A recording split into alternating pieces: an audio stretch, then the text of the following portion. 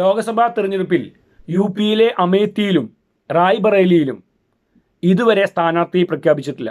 ഈ രണ്ട് സീറ്റും കോൺഗ്രസിൻ്റെ സീറ്റാണ്. മാത്രമല്ല ഗാന്ധി കുടുംബം ഇപ്പോൾ സോണിയാഗാന്ധിയും രാഹുൽ ഗാന്ധിയും മത്സരിച്ചിരുന്നു. അതിനു മുമ്പ് രാജീവ് ഗാന്ധിയും അതുപോലെ തന്നെ ഗാന്ധി ഫാമിലി, അതിനു മുൻപുള്ള ഗാന്ധി ഫാമിലികൾ മത്സരിച്ചിരുന്ന കോൺഗ്രസിന് ശക്തമായ ഹോൾഡുള്ള രണ്ട് മണ്ഡലങ്ങളാണ് അമേത്തിയും റായ്ബറേലിയും. അമേത്തിയിൽ കഴിഞ്ഞ തവണ സ്മൃതി ഇറാനിയോട് രാഹുൽ ഗാന്ധി പരാജയപ്പെട്ടെങ്കിലും അവിടെ പോയി കൃത്യമായി നിന്ന് വർക്ക് ചെയ്താൽ, വളരെ ഗ്രൗണ്ട് വർക്ക് നടത്തി സിസ്റ്റമാറ്റിക്കൽ വർക്ക് നടത്തിയാൽ ഇപ്പോഴും കോൺഗ്രസിന് ശക്തിയുള്ള, അവിടുത്തെ പ്രവർത്തകർക്ക് ഇപ്പോഴും രാഹുൽ ഗാന്ധി തന്നെ വന്ന് മത്സരിക്കണമെന്ന ആഗ്രഹമുള്ള ഒരു മണ്ഡലമാണ് അമേത്തി. റായ്ബറേലി ഓൾറെഡി സോണിയാഗാന്ധി നിലവിലെ സിറ്റിംഗ് MP ആണ്. അവർ രാജ്യസഭയിലേക്ക് പോകുന്നതിൻ്റെ ഭാഗമായിട്ട് റായ്ബറേലിയിൽ പുതിയ സ്ഥാനാർത്ഥിയെ തേടാണ്. ഇതുവരെ സ്ഥാനാർത്ഥിയെ പ്രഖ്യാപിച്ചിട്ടില്ല. ചില പ്രത്യേകതകൾ ഇത്തവണത്തെ യു.പിയിലെ തെരഞ്ഞെടുപ്പിലുണ്ട്. രണ്ട് ഘട്ടം തെരഞ്ഞെടുപ്പ് നടന്നപ്പോഴും പോളിംഗ് ശതമാനം കുറഞ്ഞതും അവിടെ അഖിലേഷ് യാദവിൻ്റെ നേതൃത്വത്തിലുള്ള SB വലിയ മുന്നേറ്റം നടത്തുന്നതും BSP ഇപ്പോൾ വലിയ സ്വാധീനമില്ലാത്തതും ഇന്ത്യ മുന്നണിക്ക് വലിയ പ്രതീക്ഷയാണ് തെരഞ്ഞെടുപ്പ് തുടങ്ങിയതിന് ശേഷം യു.പിയിൽ നൽകുന്നത്. അതുകൊണ്ട് തന്നെ മത്സരിക്കില്ല എന്ന് പറഞ്ഞ് മാറി നിന്നിരുന്ന അഖിലേഷ് യാദവും യു.പിയിൽ മത്സരിക്കാൻ തീരുമാനിച്ചിരിക്കുകയാണ്. അദ്ദേഹം നിലവിൽ നിയമസഭയിലെ പ്രതിപക്ഷ നേതാവാണ്. അഖിലേഷ് യാദവ് യു.പി നിയമസഭയിലെ അദ്ദേഹം ഇപ്പോൾ പാർലമെന്റിലേക്ക് മത്സരിക്കാൻ തീരുമാനിച്ചിരിക്കുകയാണ്. കാരണം രണ്ട് ഘട്ടം തെരഞ്ഞെടുപ്പ് നടന്നപ്പോൾ കാറ്റ് അല്പം BJPക്ക് എതിരാണ് എന്ന വിലയിരുത്തൽ ഇന്ത്യ മുന്നണിക്കുണ്ട്.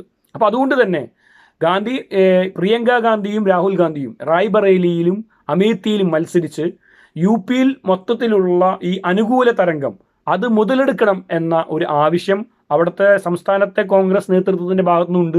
അതുപോലെ തന്നെ SP അധ്യക്ഷൻ അഖിലേഷ് യാദവ് തന്നെ അത് കോൺഗ്രസ് നേതൃത്വത്തോട് ആവശ്യപ്പെട്ടതായിട്ടാണ് മനസ്സിലാക്കാൻ കഴിയുന്നത്.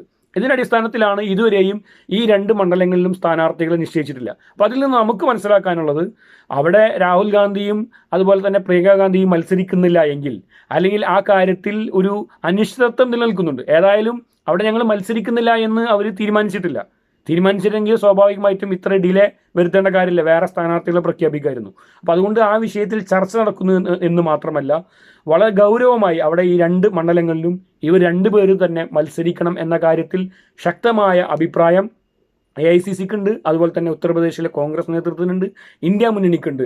അത് അമേത്തിയിലും, പ്രത്യേകിച്ച് അമേത്തിയിൽ രാഹുൽ ഗാന്ധി വൈകിയ വേളയിൽ ഈ 10-25 ദിവസം മാത്രമാണ്, 5ാം ഘട്ടം മെയ് 20-നാണ് അവിടെ തെരഞ്ഞെടുപ്പ് നടക്കുന്നത്. 5ാം ഘട്ടത്തിൽ ഇനി പറയുമ്പോൾ 22 ദിവസം മാത്രമേ ഉള്ളൂ.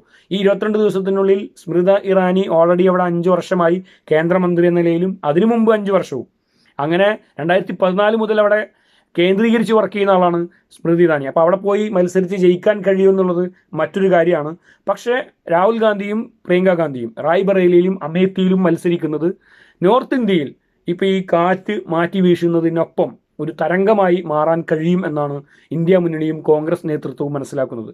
അപ്പോൾ അതുകൊണ്ട് തന്നെ ഇന്നോ നാളെയോ ആയിട്ട് റായ്ബറേലിയിൽ പ്രിയങ്ക ഗാന്ധിയും അതുപോലെ തന്നെ അമേത്തിയിൽ രാഹുൽ ഗാന്ധിയും മത്സരിക്കാനുള്ള സാധ്യതയാണ്. ഒരുപക്ഷെ റായ്ബറേലിയിൽ രാഹുൽ ഗാന്ധി മത്സരിച്ചിട്ട് പ്രിയങ്ക ഗാന്ധി അമേത്തിയിൽ മത്സരിച്ചുകൂടായെങ്കിൽ അങ്ങനെയും ഒരു ചർച്ച നടക്കുന്നുണ്ടെന്ന് പറയുന്നു. പക്ഷെ എൻ്റെ അഭിപ്രായത്തിൽ വയനാടിൽ ഓൾറെഡി ഒരു ഷുവർ സീറ്റിൽ രാഹുൽ ഗാന്ധി മത്സരിച്ച സ്ഥിതിക്ക് ഇത്തവണ അമേത്തിയിൽ തന്നെ രാഹുൽ ഗാന്ധി മത്സരിക്കണം. ശക്തമായ പോരാട്ടം നടത്തിയാൽ അവിടെ സ്മൃതി ഇറാനിയെ പരാജയപ്പെടുത്താൻ കഴിയും. അതുപോലെ തന്നെ റായ്ബറേലിയിൽ പ്രിയങ്ക ഗാന്ധിയും മത്സരിക്കും എന്ന് തന്നെയാണ് മനസ്സിലാക്കാൻ കഴിയുന്നത്. ഇന്ന് വൈകുന്നേരത്തോടുകൂടി രണ്ട് മണ്ഡലങ്ങളിലെയും സ്ഥാനാർത്ഥികളെ തീരുമാനിക്കും. കാരണം 2 ദിവസത്തിനുള്ളിൽ അവിടെ നോമിനേഷൻ പ്രക്രിയകൾ ആരംഭിക്കുന്നത് കൊണ്ട് തന്നെ ഇന്നോ നാളെയോ അമേത്തിയിലെയും റായ്ബറേലിയിലും സ്ഥാനാർത്ഥികൾ അറിയാം. അത് ഉറപ്പായിട്ടും രാഹുൽ ഗാന്ധിയും പ്രിയങ്ക ഗാന്ധിയും ആയിരിക്കും.